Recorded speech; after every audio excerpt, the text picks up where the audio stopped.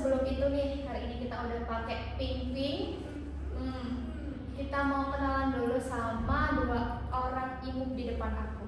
Boleh, silahkan. Oke, kenalin aku Naya nih dari Ilmu Komunikasi UNER. Kalau aku Adin dari Hubungan Internasional UB. Oke, Kak Adin dan Kak Nay. Hari ini kita bakal bahas topik yang lumayan cukup berat, tapi penting buat kita obrolin. Aku itu. Kita bakal bahas soal kasus kekerasan seksual yang melibatkan 16 mahasiswa dari Fakultas Hukum Universitas UI. Nah, sebelum itu aku mau tanya nih, gimana sih perspektif kalian sebagai seorang perempuan Gen Z untuk melihat kasus ini? Apa reaksi kalian pertama kali waktu dengar ada kasus ini? Jujur, pastinya marah dan sedih sih. Karena kasus-kasus yang kayak gini tuh kayak gak pernah benar-benar berhenti dan hilang gitu loh. Juga sama sih, pertama kali tahu berita kayak gitu kayak rasa marah dan juga sedih dan juga kecewa. Karena kenapa hal kayak gini tuh terjadi di mana yang seharusnya kampus itu menjadi tempat yang aman, tapi ternyata juga tidak aman bagi kita ya sebagai wanita. Benar. Dan itu tuh bikin kita mikir 2 kali gitu loh. Jadi perempuan tuh even di kampus aja nggak bisa aman kayak gitu. Benar, kayak ternyata jadi perempuan itu juga emang susah sih. Terus menurut kalian kenapa sih kasus-kasus kayak gini tuh masih sangat sering terjadi? Kalau menurut aku sih ya, kasus kayak gini tuh sering terjadi tuh karena masih banyak orang yang malah nyalain korban daripada fokus sama pelaku gitu ya kan. Ya emang kebanyakan kayak gitu kan, kayak mereka tuh gak pernah fokus ke korban, tapi malah Fokusnya yang ke pelakunya. Jadi kayak seakan-akan beban kita buat menjaga diri dari kecil itu kayak sama aja tetap gak bisa. Maksudnya kayak meskipun kita udah menjaga diri, tapi kayak apa ya, pelaku itu masih ada kayak punya celah gitu buat masuk. Iya, kayak perempuan tuh dari dulu tuh kayak selalu kayak harus pakai baju yang tertutup dan lain-lain. Padahal kayak yang harusnya educate itu Pelakunya gitu. kayak gitu. jadi itu kayak seakan-akan bebannya tuh cuma ada di perempuannya gitu. Padahal si perempuan ini pun nggak ngapa-ngapain akan kena juga gitu. Nah, kalau kita lihat dari lingkungan kampus ya, sebenarnya kan pasti bakal ada dampak-dampak yang terjadi, entah itu kampusnya yang dicap jelek atau emang stereotip kita tentang tongkrongan cowok itu semuanya kayak gitu. Kalau menurut kalian nih, dampaknya tuh bakalan seperti apa sih?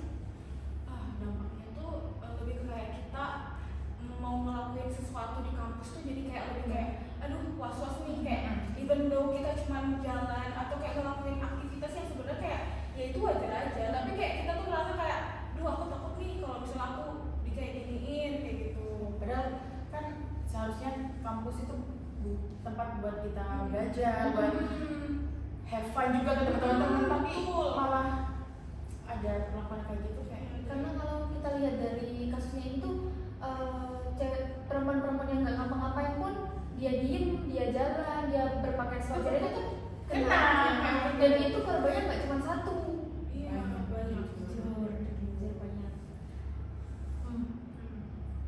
Kalau yang artinya ini tuh sebenarnya bukan cuma sekedar kasus gitu loh, tapi emang hal yang harus kita rubah. Kayak rasa aman kita juga berhak merasa aman di dalam kampus kayak gitu. Terus menurut kalian apa sih yang bisa kita lakukan sebagai perempuan? Untuk sesama perempuan ya, kayak mungkin saling support, yang kayak woman support woman gitu. Terus kayak misalnya nih ada temen kita yang amit-amit mereka dapat perlakuan seperti itu tuh, kita dengerin aja gitu kayak biarin mereka buat mereka itu yang korban itu menjadi kayak perasaan aman dan juga kayak rasanya itu valid dan berani buat speak up untuk diri sendiri, karena dia kan juga punya hak buat bersuara. Itu iya betul, itu dikasih afirmasi positif ya. Karena sebenarnya cuma pengen didengar. Iya kan dihakimi, tapi kebanyakan orang tuh malah salah menghakimi korbannya, bukan ke pelakunya. Karena buat speak up sendiri tuh pastinya nggak gampang. Jujur kayak butuh keberanian gitu, meskipun agak susah gitu, tapi kayak jujur ya. Yang pasti kita dari lingkungan kita sendiri tuh lebih aware dan saling peduli sih ya. Tapi ngomong tentang pengalaman, sebenarnya kalau dari kalian sendiri tuh pernah nggak sih atau mungkin mengalami kasus yang serupa? Kalau dari aku sih, aku mungkin dulu pernah ya kayak di catcalling gitu. Kayak aku lagi jogging nih, padahal aku pakaian aku tuh kayak ya udah aku pakai pakaian olahraga seperti pada umumnya gitu. Aku juga berhijab, kayak istilahnya kayak tertutup gitu. Tapi aku kan catcalling gitu. Padahal kayak apa yang harus di kayak mereka tuh kayak seakan-akan gak pernah melihat cewek gitu. Bener-bener. Iya kan kayak Kalau melihat cewek kayak gatel gitu, kayak harus ngomong kayak cewek gitu, kayak apa sih? Emang di dunia ini cewek aku kayak gak ada apa gitu, kenapa harusnya catcalling gitu? Yang itu nggak pernah kalau cewek. Kayak butuh validasi banget nih orang gitu. Jujur sama sih aku juga ada Catcalling. pengalaman di catcalling juga. Ya, padahal udah jadi umum banget. Ya, padahal berdua loh sama teman aku cewek-cewek, dan pakainya tuh kayak ya udah berhijab rapi, kayak kok bisa-bisanya gitu. Padahal kita cuma lewat naik motor gitu. Dikit paling kayak cewek. Aduh, males banget. Mereka kayak gitu. gitu pun karena tahu kalau kita nggak bakal ngapa-ngapain nggak sih, maksudnya kita pun akan ya udah lewat aja gitu, makanya mereka berani kayak gitu. Coba kalau misalkan mereka yang langsung disamperin, pasti mereka viralin gitu Iya. viralin ngambil satu Maksud video. apa gitu, kayak catcalling Bener. pasti kayak mereka kayak gak berani gitu ya. kayak langsung dicep jujur gitu. Jadi kalau misal aku bikin catcalling kayak gitu tuh harus punya keberanian juga Bener, sih, bener. kayak ngampilin pelaku catcalling itu kayak maksudnya apa mas gitu. Catcalling kayak nggak pernah lihat cewek aja gitu. Tapi ya itu tadi yang mungkin untuk beberapa cewek tuh masih sulit untuk kayak gitu ya. Kayak, harus ada keberanian juga sih kalau aku kayak aduh ya udah nih, kayak biasanya kadang ada yang mikir kayak ya udah sih ntar hilang apa deh. Tapi dia trauma. kayak Aduh, aku waktu itu nggak tahu ngapain gitu. Catcalling tuh mereka kayak langsung freeze dan kayak Iya, bener. Iya, bener. jadi kayak banyak belum semuanya kayak yang berani untuk speak gitu. Karena kalau ngomongin soal berpakaian tuh aku sempat melihat itu anak-anak kecil pun juga banyak yang iya, gitu. dan itu banyak banget kasusnya di Twitter gitu kan, kayak anak kecil, seorang anak kecil maksudnya dia tuh cuma anak kecil pakai baju yang saya kan Sewajarnya. Ya sesuai umurnya gitu. apa yang dicari dari anak kecil tuh kayak apa sih, jujur kayak bingung apa yang ada di otak mereka para pelaku itu kan, para predator itu kayak Kenapa ya? kok bisa ya, maksudnya kayak mereka cari itu. busuk banget dan kayak kok bisa mereka gak bisa nahan gitu loh, kayak Even emang kalau susah ya anak anak kecil kayak aduh, jujur kalau lihat kita sakit banget kan. Terus ada juga yang ibu-ibu lagi sholat di masjid. Oh iya, itu kayak bayangin lagi sholat pakai mukena. Kalau ngomongin pakaian itu lagi pakai mukena. Iya kan? Kalau lagi beribadah Benar, juga. benar. Di masjid. Di masjid juga kayak kok bisa, masih bisa gitu, kayak apa yang ada di pikiran mereka. Jujur banyak Terus sih. aku sempat nonton di TikTok juga. Jadi kita tuh kayak harus selalu jaga diri terus gitu loh. Iya, kayak gak ada tempat yang aman buat kita gitu loh. Padahal kita kan juga butuh berekspresi, butuh buat kayak rasa aman. Tapi kenapa kayak gak ada space? Gak ada space. Even di masjid, di kampus, di mana di luar, yang aman itu memang di kamar. Di kamar, betul banget. Betul banget. Terus aku tuh waktu itu sempat nonton video TikTok gitu, cewek pulang malam itu tuh harus bener-bener yang dress up kayak cowok gitu, pakai hoodie, terus dia pakai masker, pakai helmnya kayak begitu banget, pakai tas cewek sebegitunya loh jadi cewek tuh. Saking kayak gak ada tempat yang aman gitu. Jadi kayak selalu was-was. Bener. Terus kembali lagi ke topik yang room chat kesebar ini. Itu tuh sebenarnya kalau menurut kalian pasti ada dong tongkrongan-tongkrongan lain ataupun obrolan-obrolan di luar sana yang serupa kayak gini, cuman ini ke blow up aja gitu. Jujur sebenarnya banyak sih Iya sih, kayak gitu. Karena sebenarnya kayak chatan-chatan kayak gitu tuh berawal dari jokes yang benar. Jadi mereka merasa kayak ya udah kayak biasa lah ini kayak Ini tuh normal di tongkrongan kita, ini tuh Padahal obrolan cowok. padahal sebenarnya itu enggak nggak sih. normal sih kayak. Dan ketika kita kayak speak up kayak kita nggak terima nih kita digituin gitu. Tapi Mereka- karena mereka merasa itu adalah udah jokes kayak udah ya Biasa, udah normal. pembahasan topik saya kayak jadi kayak apa sih gitu kayak Alay apa gitu. alay gitu Di-viralin, gitu kayak padahal sebenarnya tuh yang sakit mereka. jujur itu harus kayak dikurangin gitu kayak nggak kurangin kayak nggak usah ada Iya, kayak gitu kayak nggak usah diromantisir. Karena kan yang di cowok-cowok FHU ini kan kayak tiap hari tuh cewek-ceweknya beda. Iya kayak kok maksudnya kayak kok mereka bisa kayak apa ya kayak memperhatikan itu Bener. sedetail itu kayak Even itu orang yang nggak dikenal. even dosen loh dosen kayak apa sih kayak mereka tuh Saking nggak ada obrolannya kah atau bagaimana? jadi kayak obrolan mereka nggak berbobot. iya kayak emang obrolan mereka di real life emang tentang cewek doang kayak nggak ada obrolan lain saya kayak itu urusin aja undang-undang lo lah Padahal mereka FH loh Yang harusnya aduh melindungi harus UUD gitu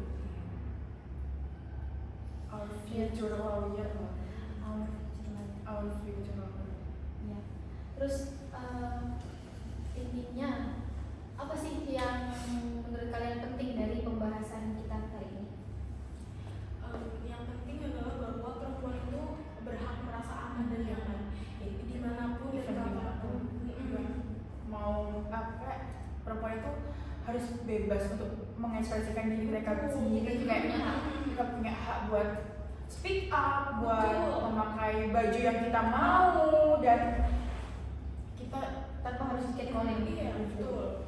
dan suara korban itu juga penting buat kita dengar. Kalau misal ada korban yang emang mendapatkan perlakuan seperti itu, kita percaya dengan korban, kita dengarin cerita korban dan jangan sekali menyalahkan korban. Kita respect aja ke korban. Kita harus woman support woman. Karena yang harusnya disalahin itu yang pelakunya, yang ternyata karena dari korbannya sendiri kan emang Mereka do nothing gitu. Mereka nggak Mereka ngapain. nggak ngapa-ngapain kan kena gitu. Iya betul. Itu sebenarnya bingung. Jadi kalau menurut aku sendiri sih ya itu tadi dimulai dari nggak menormalisasikan jokes guys kayak gitu ya. Biar kitanya juga nggak menormalisasi hal tersebut dan nggak kebawa di obrolan kita sehari-hari kayak gitu. Tapi juga intinya gak selalu kita sebagai cewek yang harus menjaga diri. Iya Tapi benar. kalau Mereka mereka cowok-cowok edukasi Edukasi juga jadi kayak atau semisal apa ada ibu yang punya anak cowok sedari kecil itu harus diedukasi tentang kayak gitu Benar-benar. tentang perilaku kita kayak jangan apa kayak terlalu apa ya kayak pemikirannya itu tentang Iya. cewek kayak apa gitu. Iya sih, kayak peran orang tua juga penting. betul peran orang tua parenting itu penting ya. Jangan melulu kita sebagai cewek Iya.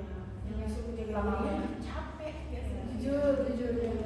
nggak pernah aman gitu loh kayak nggak bisa kita berekspresi gitu. Intinya ini tuh ya lagi-lagi itu bukan cuma kasus, ini cuma salah satu yang ke blow up aja. Iya, blow up. Nah, terus kita tuh perlu untuk merubah mindset orang-orang yang menormalisasikan hal tersebut, merubah orang-orang yang ngomong kalau itu tuh kalau korban yang speak up itu salah, gitu. Jangan selalu menyudutkan korban Benar. kayak kan korbannya makanya kayak gitu. Korbannya kelakuannya kayak gitu. Padahal yang harus disaring memang si pelakunya, jangan pernah apa menyalahkan korban karena korban itu ya korban dia nggak melakukan apa-apa gitu.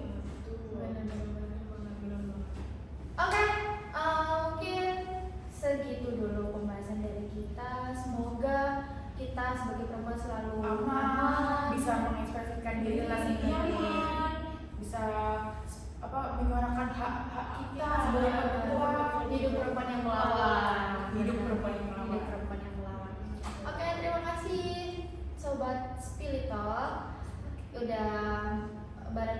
dengerin kita di podcast kita kali ini. Karena di sini kita tuh nggak cuma ngobrol, kita juga berani bersuara gitu. Betul. Ingat, Rasa aman itu nggak semua orang. Iya. Terima kasih juga kepada Kak Widi yang mau mengundang kita. Ya. Jauh-jauh Semoga kita ke bisa sini. ngobrol lagi Iya.